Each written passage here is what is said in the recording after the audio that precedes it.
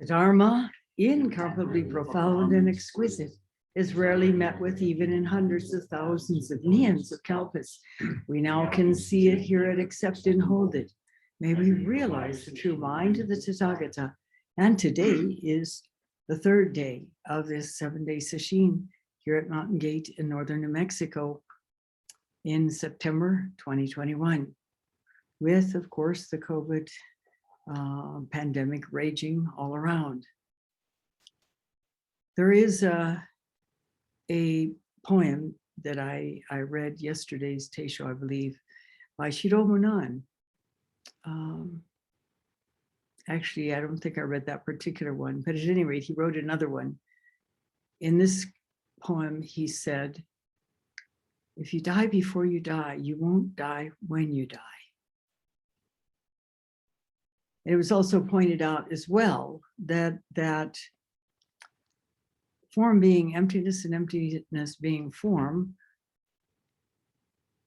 who we are really never dies. We come into this life, so-called life, at a relative level. And we live however long our karma allows us to live. And then we die, or at least our body dies. In Buddhism, we don't talk about a soul.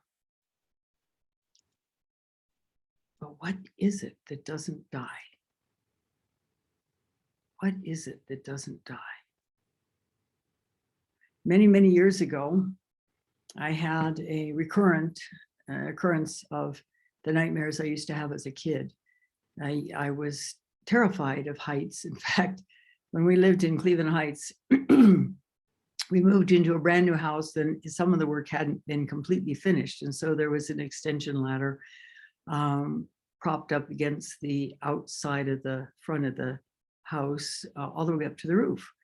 And my brother Bill and I used to play around it, and he could climb up the whole thing. I could get 2 steps up, 2 rungs up, and the panic would set in. And I used to have nightmares of falling. I would always jerk myself awake just as I was starting to fall.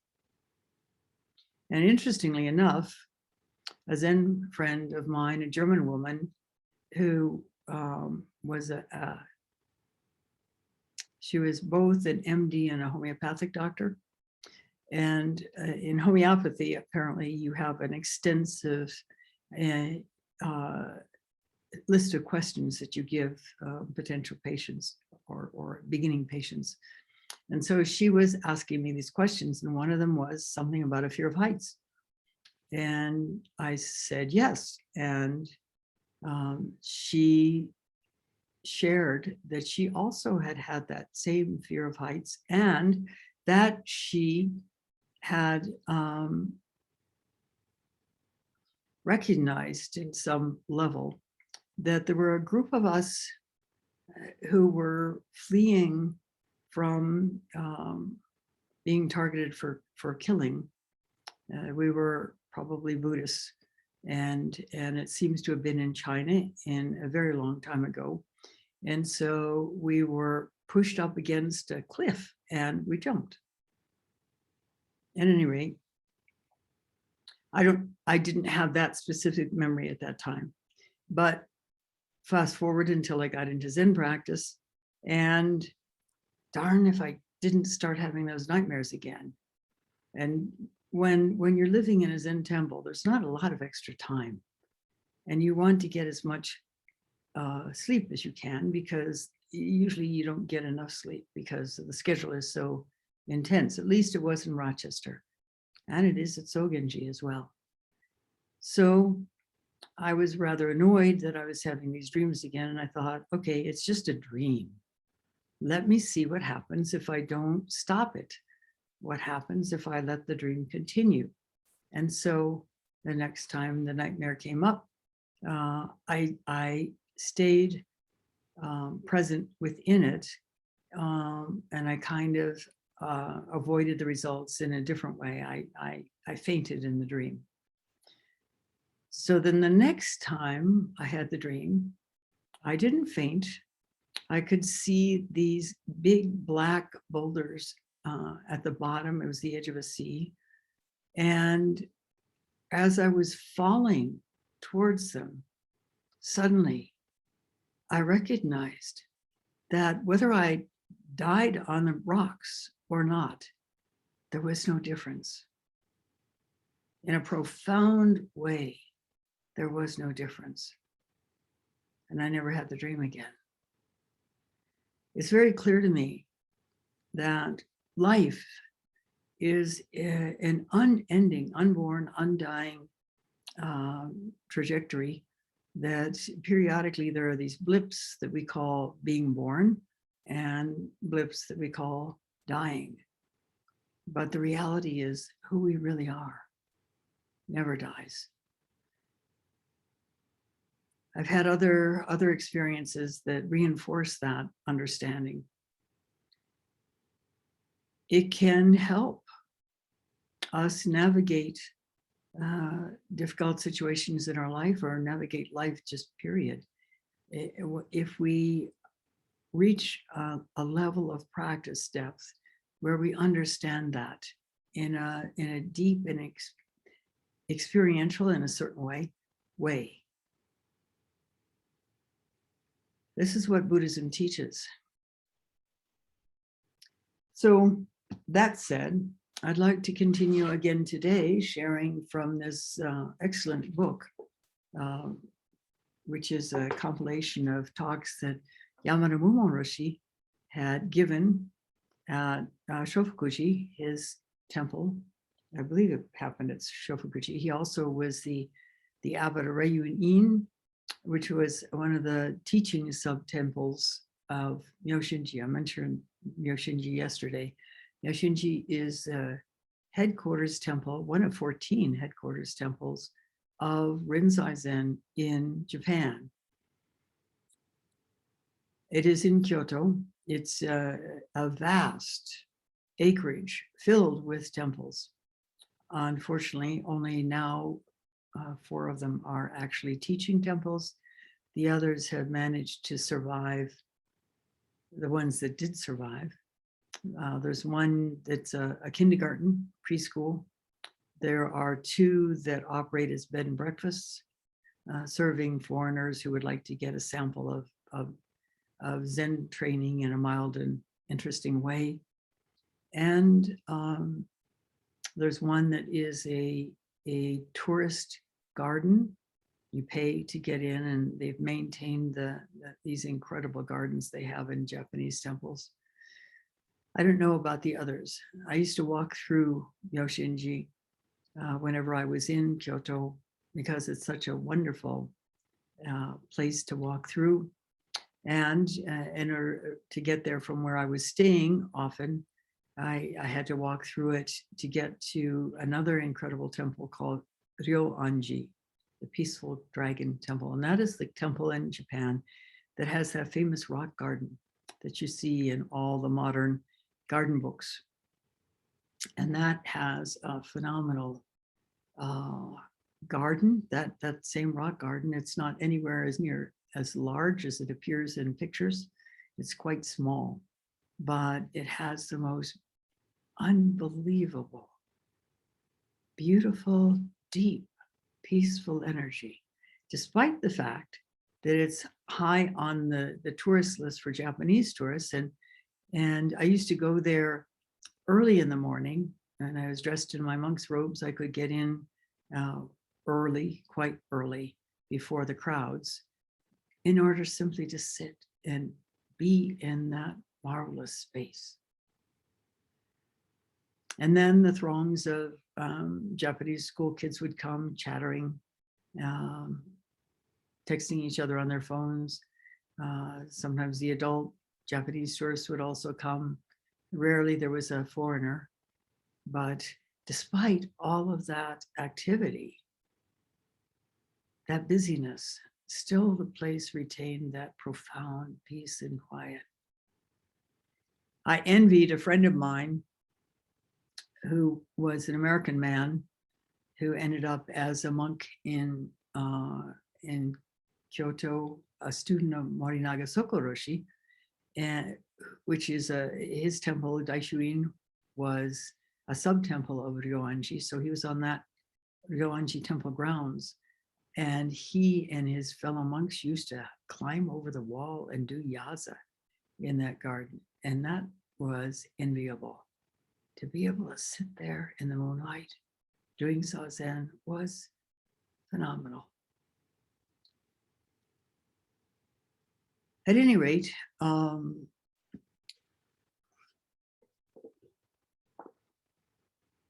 Roshi is, as or was, because he died in I think 1981, 81 or 89, I don't remember which, was the teacher of Harada Shodo-roshi, who is the current abbot of Sogenji, as well as the senior abbot of Tahoma Zen Monastery in Washington State in the United States, and Hokuozan Zen Monastery in Germany.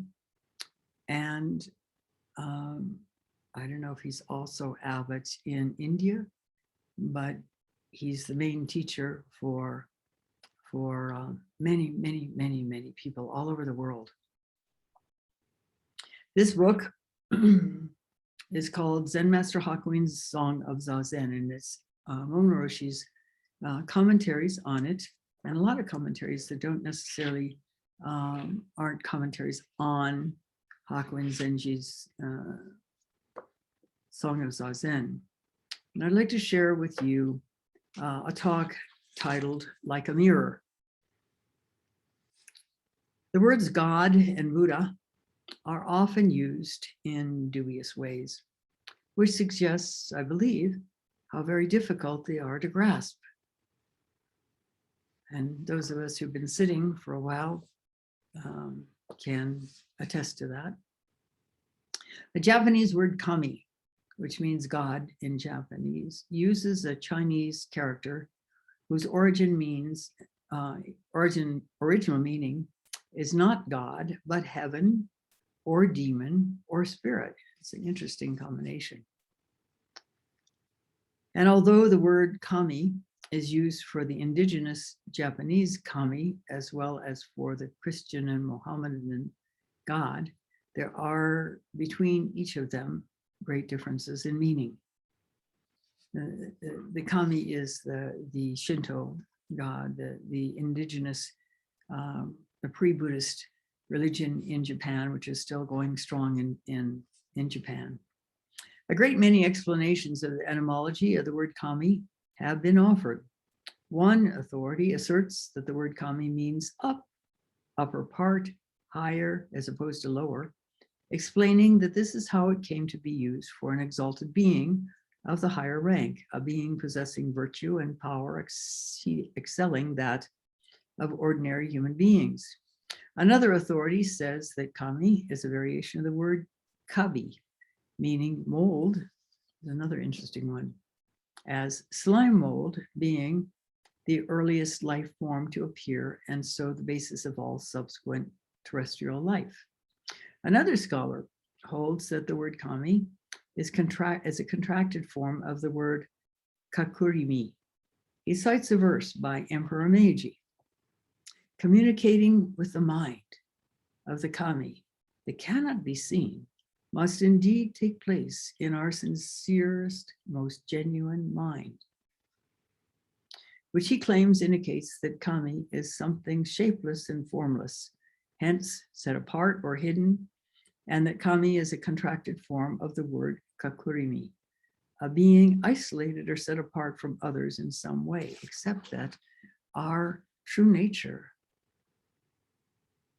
our Buddha nature, Buddha, is not set apart. We're swimming in it. And it's not a we that are swimming in it. We are it. And liberation comes when we recognize that we don't have to necessarily hold on to reinforcing, replaying, defining, defending a self-image. And that allows an incredible amount of freedom to be who we really are, to accomplish what is normal and natural for us, rather than perhaps what society says is the most important thing to do, or our parents, or our schools, or that we determine based on our the treatment we received as children. Who we are is amazing. Who we are is tremendous capacity, no matter what it seems like. There's a woman who, I'm trying to think of the name of her book. I read it a long time ago when I was flying back from Japan. Her first name is Martha, and she was married to a guy. They were both Mormons, and she was majoring in women's studies in a Mormon university, and found herself very quickly hamstrung and limited in what she could say, what she could do. And finally, she and her husband, well, they did graduate and went to, I think it was Harvard, where they both were in grad school, she in women's studies. And they already had a small child, a little girl, and then she got pregnant. And it turned out to be that her son was Down syndrome. She was urged to abort. She chose not to, and had the most amazing experiences, positive experiences, as a result of this child. I won't go into them, but it was life transforming for her. This child was not a burden. He was deeply compassionate and an example of living compassion, really, in the various things he did. But if you want to read the book, I will try to find the title. I think it's called Raising Adam. Adam was the name of the child. Things that we assume are adversity, and certainly feel like adversity, are often doorways to growth, a new and positive way of being, a new and freer way of being. There's something called shamanic initiation, and one of my kids was good friends with an astrologer who also was a psychic. And Linda told Randy that the next several years for me, next 2 or 3 years, she said, would be like a shamanic initiation. This was before I went to live and train at Sogenji. I had no clues as to what a shamanic initiation was. And I went, and it was profoundly deepening being there, probably because I'd already done 20 years of intensive Zen practice. And so I was ready to open more deeply. When I got back, I asked a good friend of mine, I said, what's this shamanic initiation? And she said, everything old ripped away so that there's room for the new. Everything old ripped away so that there's room for the new. And I wouldn't have said ripped away. I would have said in that particular case, dissolved. Several decades prior to that, what got me into Zen was a more major event in which everything old was ripped away. And I was forced to, well, actually, I got deeply depressed. I wanted to kill myself, but I didn't, thankfully. And that's when I got into Zen practice, fortunately, and with ongoing results. So to have something difficult happen in our life is not necessarily an end game. It can often lead, if we are willing to open to seeing in maybe a different direction, it can often lead to great benefit.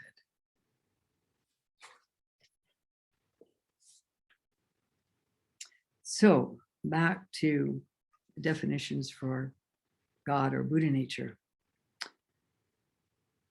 Yet another specialist holds that a word kami is contracted from kagami, mirror, pointing that Amaterasu, Okami, the most important of the Shinto deities, entrusted the sacred mirror Yata no Kagami to her grandson, Ninigi no Mikoto, telling him, when you regard this mirror, it should be with the same devout reverence you show in worshiping me. Kami is a mind as pure and unsullied as a mirror. And in Shinto shrines, on the altar is a great big round mirror, which I think is very interesting. It's also said in Buddhism that when we die, we go up to the Lord of the Dead and he holds up a mirror, which shows us our karma. There are other theories as well. Hakuin's leading disciple, Zen Master Torei, was born into a family of Shinto priests in the village of Gokoso in Omi province. On finishing his Zen practice under Hakuin, he sequestered himself in the book repository of the Ise Shrine for 3 years to engage in a thorough examination of the Shinto teachings.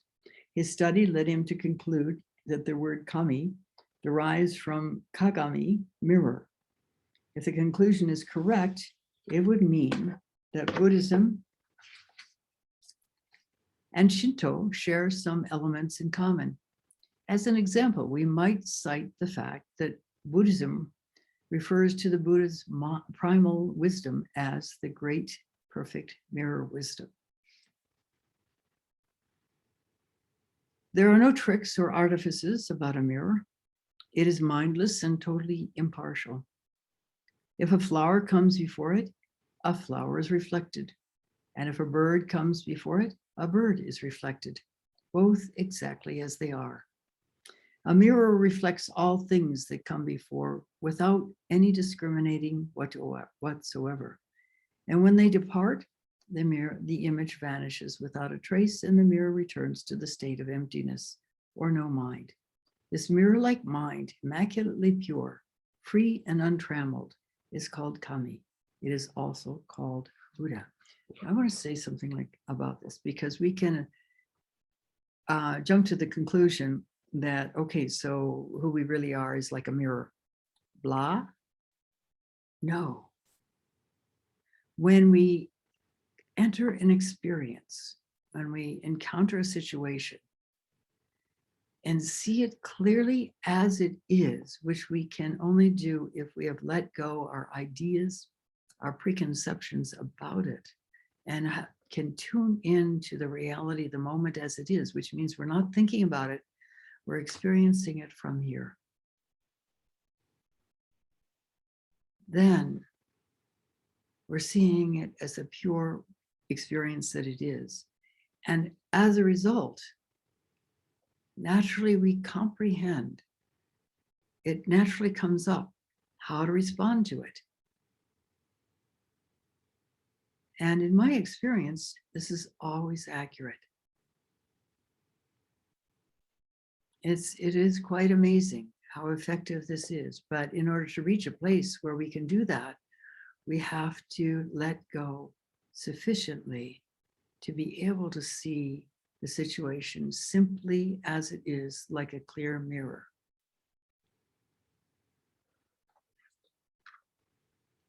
Continuing, in 552, the 13th year of the Japanese Emperor Kinmei's reign, King Songyong of Pakche, which was one of the pre-Korean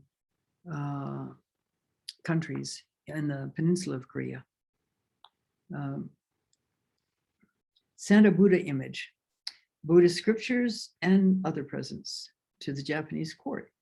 The emperor was deeply moved on seeing a Buddhist image for the first time.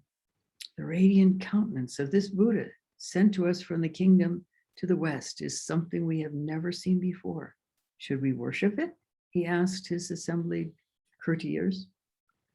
Soga no Iname, leader of the powerful Soga clan, replied, countries throughout the world worship such objects. It would be good for us to worship this Buddha. Mononobe no Okoshi, chief of the Mononobe clan, and a rival of Soga no Iname, voiced opposition to the idea. The emperor, therefore, gave the image to Iname, telling him to worship it.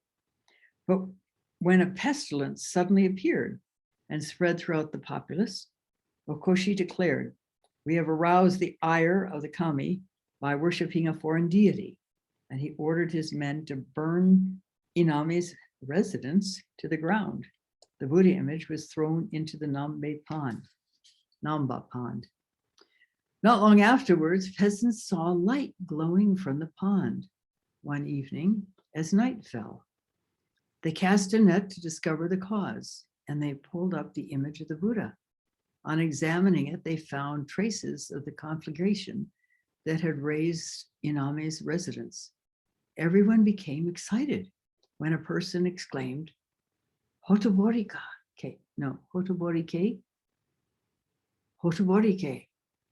is still warm. It's still warm. The Japanese word hotoke, or Buddha, came to be believed by a rather far-fetched folk etymology to be a contracted form of the word hotokorike. Another theory, citing a line from an old verse, suggests that hotoke means horokeru, to untie, as in a knot, untying the knots of the evil passions, delusions, and attachments that confine and restrict, and thereby attaining the realm of untrammeled emancipation. This is no doubt just another ingenious folk etymology. Although the etymology of the Japanese word hotoke is uncertain, a traditional theory that it derives from the Chinese futajia seems to me a reasonable assumption. Futo transliterates the Sanskrit Buddha, and since ja means house, futoja is a house in which Buddha is worshipped, or simply a Buddhist. Perhaps from this latter meaning, a Buddhist, the word came to refer to Buddha itself. In the original Sanskrit, the word Buddha means the self-awakened one who has truly understood his true self. The true self is as pure and undefiled, selfless, and impartial as a mirror, a state of mind in which self and other are one. When we are born into the world, all of us possess this splendidly selfless mind. We do not acquire it at school or learn it from books. It is the originally pure and undefiled heart and mind we possess inherently from the moment we are born. Hakuin's Song of Zazen expresses this as all beings from the first are Buddhas. And then I'll add a little bit to his next talk here, share a little bit, which is titled Water Flows. Confucius once stood on the banks of a great flowing river and said, see how it flows on like this, never stopping day or night. Water conforms to the shape of the container, goes another ancient Chinese proverb. The Flower Garland Sutra speaks of, quote, the cool, refreshing bodhisattva moon moving enjoyably through the utterly empty void. Bodhi revealing its light in the pure water of living beings' minds, close quote. Bodhi meaning awakening. One of my favorite Zen couplets is a well-known, shadows of bamboo sweep the stairs without stirring a single particle of dust. The moon penetrates the floor of the clear pond, leaving no trace on the water. The flowing lines of the Sung master excellently express the farthest reaches of Zen, Seated in a place of practice, you are like the moon and the water, your mind faultlessly reflecting the myriad flowers of emptiness. And Zen Master Hawking writes, all beings from the first are Buddhas, having a kinship like water and ice. And the way we have worded it is all beings are Buddha, like water and ice, no ice without water. Form is emptiness, emptiness is form. The ice form is in a sense, you could say that's the person that sits and stands and talks and sleeps and eats and does work. The water form is what we return to when we die.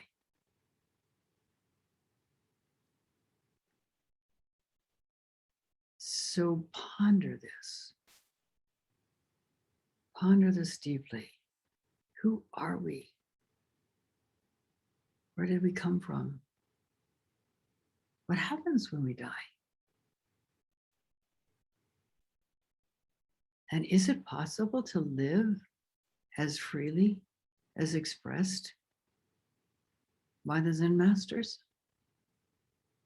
The answer to that is yes. It takes a great deal of work. It takes a great deal of letting go. And we human beings are not inclined to let go. We're pretty tenacious.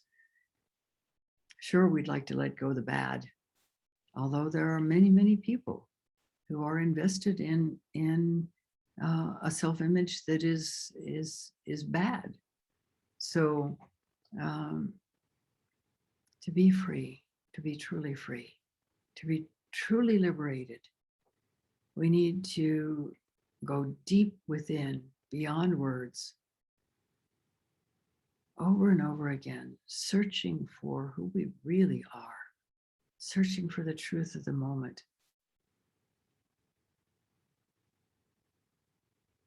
And as you've heard so many times, in the process of that, we will find out where we're caught. But that's essential in order to become free. To become free of our stuck places, as Jisun refers them to, allows us to move in any direction, to recognize that many doors are open when one door is closed, to live so much more freely than we can when we're in this narrow, confined space that we've limited ourselves to because of our history, because of what society tells us about how we need to be. Interestingly enough, in the Catholic religion, people that have opened to that were severely persecuted. And yet, the words of John of the Cross, the words of Meister Eckhart are still available to us today for those of you who have Christian leanings.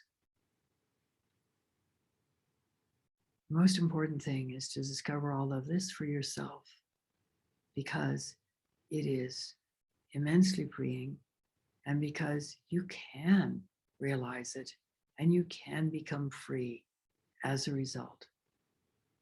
So I thank you for listening. We'll stop now and recite the 4 vows.